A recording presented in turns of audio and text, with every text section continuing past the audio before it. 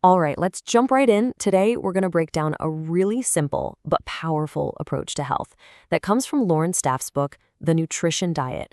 And let me tell you, if you're tired of counting calories and following complicated rules, this is for you. This is all about learning to understand what your body is actually asking for. And this right here, this is the big idea, the secret sauce. The author suggests that hunger isn't just a random urge to eat. Nope, it's a very specific signal your body sends when it needs essential vitamins and minerals. I mean, think about it. Have you ever eaten a huge meal and then maybe an hour later you still feel unsatisfied or even hungry again? Well, this idea explains exactly why. It's not about how much you eat, it's about the nutrients inside the food you choose. So, let's start by becoming detectives and decoding that hunger signal. When your stomach starts rumbling, what is your body really, truly trying to tell you?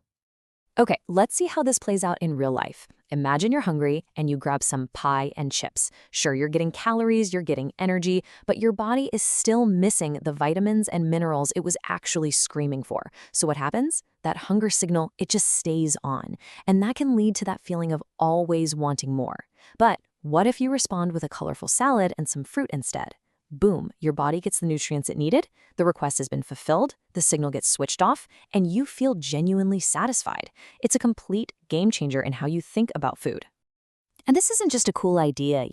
The author points to actual research that backs this up. They did these studies on mice, and they found that the mice who were missing key nutrients just ate more. They were instinctively searching for what their bodies were lacking. And the result? They became obese. It's a really fascinating link between what our bodies need and how much we eat. So, to really understand why these nutrients are so critical, we got to take a little tour of the incredible machine that processes them, which is, of course, our own body. Get this, your digestive tract, the whole tube your food travels from start to finish, is about 9 meters long. That's almost 30 feet. It's not just some simple plumbing. It's a super sophisticated food processing plant that's working for you 24/7. Amazing, right? And this whole complex process, we can actually simplify it down to 4 main stages. First, you have ingestion. That's just you eating the food. Then your body kicks into gear with digestion, breaking everything down. But step 3, absorption, that's where the real magic happens. This is when all those valuable nutrients get passed into your bloodstream.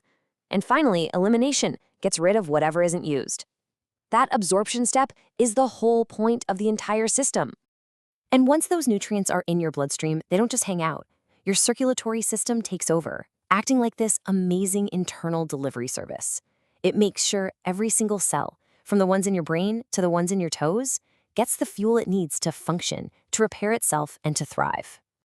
Which brings us right back to a mantra that's repeated throughout the book. This isn't just a catchy phrase, it is a biological fact. This whole amazing, complicated internal process exists for one simple reason. Your body absolutely needs the right kind of food to survive and be healthy. Okay, so if our body is this incredible high-performance machine, what exactly is the high-quality fuel it's designed to run on? Let's get into the specifics of what it's really asking for. Now take a look at this. This approach is all about balance, not restriction. And you might be looking at that big 65% slice for carbohydrates and thinking, whoa, really? Especially with all the low-carb fads out there. But the key here is we're talking about complex carbs from whole foods, not the processed sugary stuff.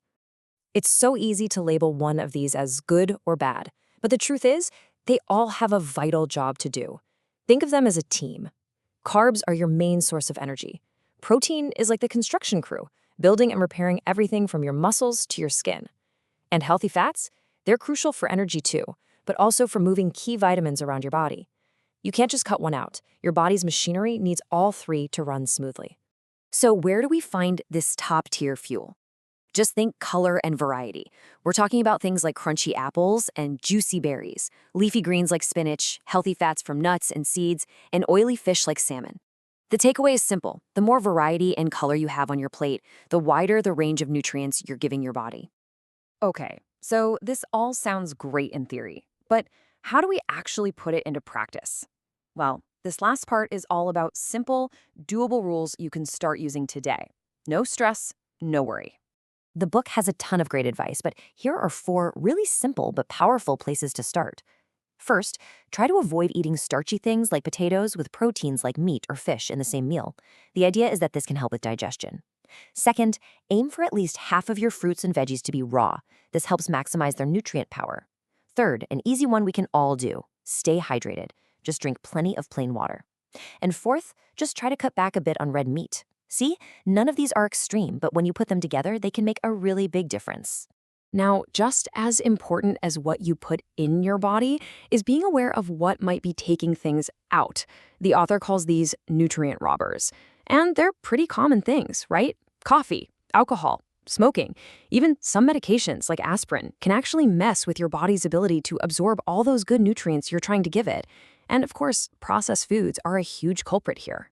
So let's just pause for a second, take a look at this list. It's a great chance for a little self-check. Are any of these common robbers part of your daily routine? Just being aware of them is the first big step. And this really brings us back to the core philosophy of the whole book. This is not a quick fix. It's not a temporary, miserable crash diet. It is about building a foundation for health that lasts. It's a way of eating you can stick with for life, because it's based on nourishing your body, not on depriving it. So let's end on this thought. We're so often told that being healthy is all about restriction, about all the things we can't have.